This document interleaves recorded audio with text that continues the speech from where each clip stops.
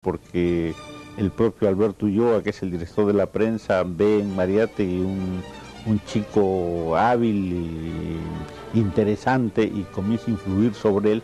Entonces Mariátegui poco a poco va adquiriendo una dimensión significativa. Asimismo, encuentra las primeras influencias políticas. El diario La Prensa era un diario pierolista que en esos años fue un diario de oposición. El gobierno civilista del presidente Pardo se enfrentaba a una crisis política tras otra y no podía encontrar entusiasmo alguno de los jóvenes escritores que conformaban la plana mayor de la prensa. Sin embargo, el diario no estuvo exento de sufrir un cisma.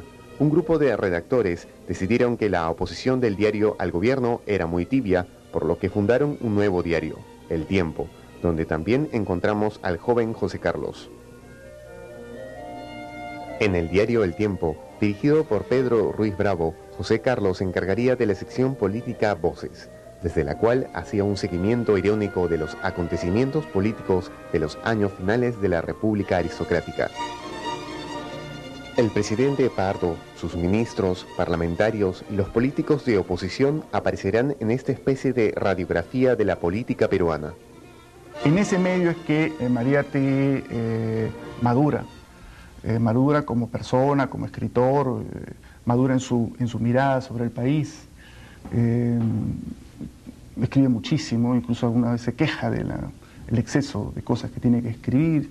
Pero lo cierto es que el haber pasado además por todos los escenarios por los cuales un periodista suele pasar, por la crónica policial, por la crónica parlamentaria, y tiene cosas muy deliciosas sobre el Parlamento de aquella época, por la crónica hípica, efectivamente, terreno en el cual además tuvo especial interés en la medida en que no solo trabajaba en la prensa, sino que participó de algunos periodiquillos hípicos, propiamente dichos. Claro. Y por la crónica frívola, escribiendo cosas sociales, ¿no? Efectivamente. Entonces, el pasar por todos estos escenarios, pero a su vez sin dispersarse en ellos, ¿no? Sino más bien fortaleciendo una mirada propia, y aquí tiene que ver pues esta potente subjetividad de Mariátegui, le va a ayudar a construir una mirada sobre el Perú absolutamente novedosa, ¿no? Que es lo que se procesa a lo largo de la segunda década del siglo XX. Son años también de la Revolución Rusa, de la Gran Guerra Europea y de la difusión de la doctrina del presidente norteamericano Wilson. Luego vino el escándalo del cementerio. En noviembre de 1917, un grupo de escritores, un violinista del Teatro Colón y la bailarina Norca Ruskaya ingresaron al Cementerio General de Lima en la medianoche, y con las notas de la marcha fúnebre de Chopin, Norca Ruskaya bailó rodeada del descanso eterno de los muertos. Nada propio en una ciudad que, pese a sus rápidos cambios, no había dejado de ser una ciudad conservadora y cucufata.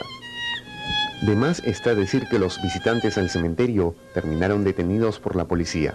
El escándalo tuvo importantes repercusiones políticas.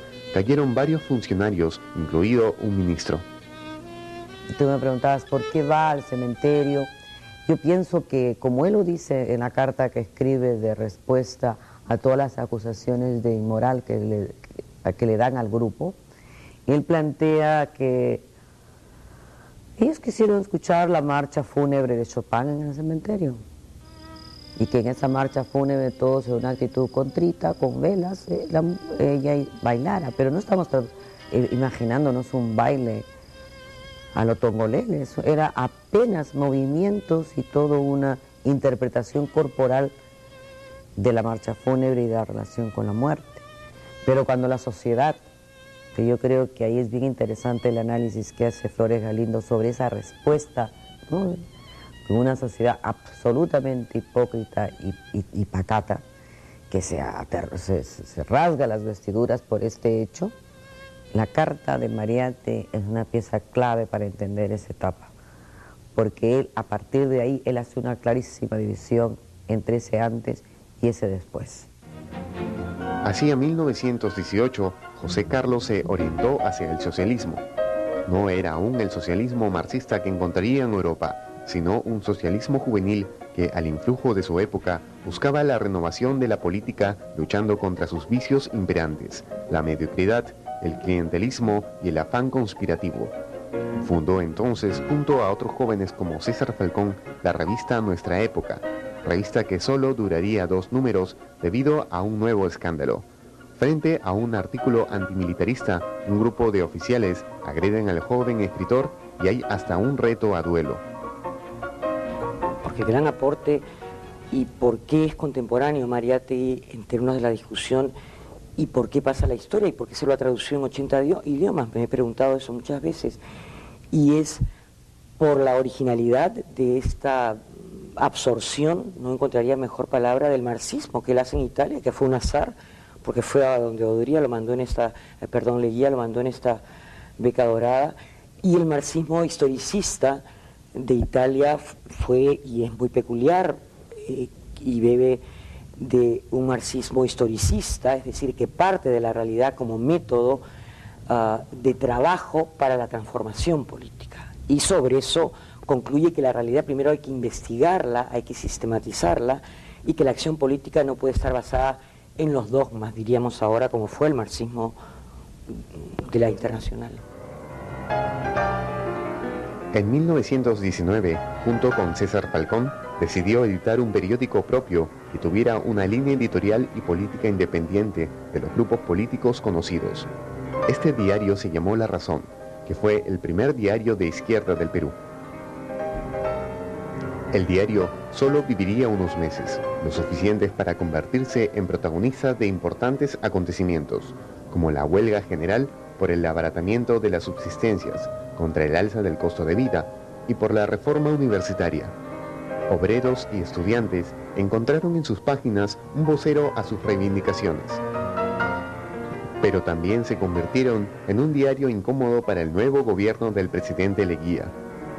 Luego, Falcón y Mariátegui partirían a Europa becados por el gobierno de Leguía, el primero hacia Madrid y el segundo a Roma.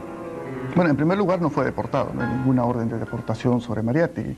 Hubo un conjunto de presiones y una invitación a aceptar una suerte de beca y puesto en el extranjero, como una forma para el gobierno de deshacerse de él, que era un personaje incómodo. O sea, lo que sí está muy claro es que la opinión de Mariátegui frente a Leguía, y eso está expresado con mucha fuerza y con mucha nitidez en el editorial de esta revistilla que sacó con su amigo Falcón, Nuestra Época, ¿no?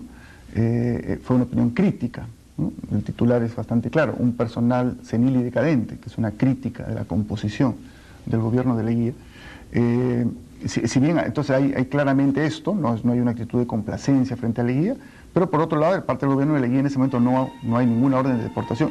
Y se van a Europa porque, en el caso de Mariátegui por lo menos, creo que se dio cuenta que si no tomaba una distancia del medio y si no se acercaba a este escenario europeo, ¿no? A esto que él llamaría luego la escena contemporánea, y no sintonizaba con las corrientes que ahí estaban madurando, le iba a ser difícil continuar avanzando, ¿no?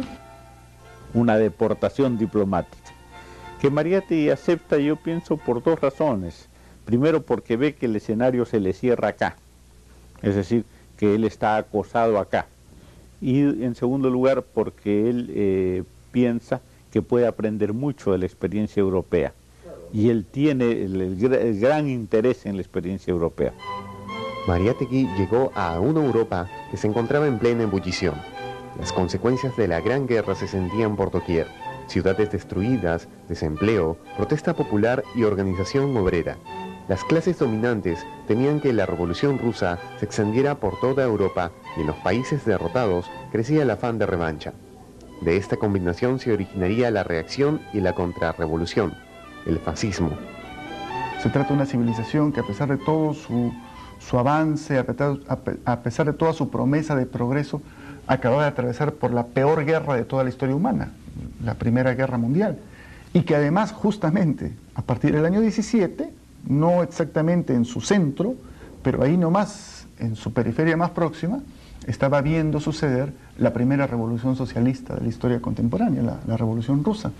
Por la cual Mariátegui siempre tuvo admiración. Efectivamente, ¿no? Una desde admiración, el comienzo mismo, desde el 17, ¿no? Incluso hay una polémica ahí con el comercio, porque él escribe artículos elogiosos de la Revolución Rusa, y el comercio pues denuncia esto, ¿no? Y los acusa, contesta, ¿no? Bolcheviquis, ¿no? Los acusa de ser bolcheviquis, y Mariátegui responde con un artículo cuyo título es justamente Bolcheviquis aquí, ¿no? Y hace una defensa más emotiva y literaria que política, digamos, y termina con una frase que a mi manera de ver es emblemática, ¿no? Bolcheviques sí, y bien bolcheviques, pero peruanos también y bien peruanos, ¿no? Un poco definiendo esta identidad que está en construcción, ¿no? Y que va a ser un poco su marxismo original, ¿no? No era marxista en ese momento, en ese sentido estricto del término, pero su simpatía por el acontecimiento de la Revolución Rusa lo predisponía a una lectura favorable del marxismo que básicamente va a desarrollar en Europa entre el 19 y el 23. Durante los 3 años y medio que permaneció en Europa, Mariátegui fue testigo excepcional de las luchas obreras en el norte italiano y del surgimiento de los consejos de fábrica en Turín.